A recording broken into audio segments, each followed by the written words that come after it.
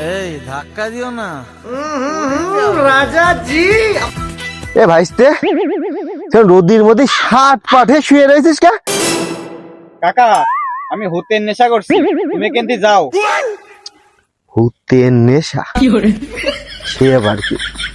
ওই তোকে দুইজন বসে আছে, যে জিজ্ঞাসা করি।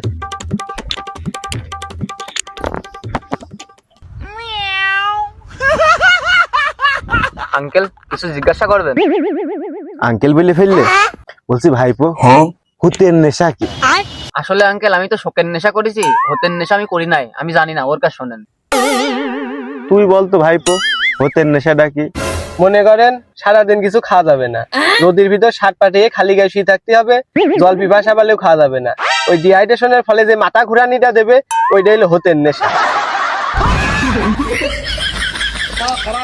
এ ভাইস্তে বুঝতে পারলাম হতের নেশাটা কি, তুই শোকের নেশাটার বিশ্লেষণ দিয়ে এবার তুই। কাকা আজ আর বলছি না, নেশা ধরে গেছে, অন্য একদিন বলবো না। হতে না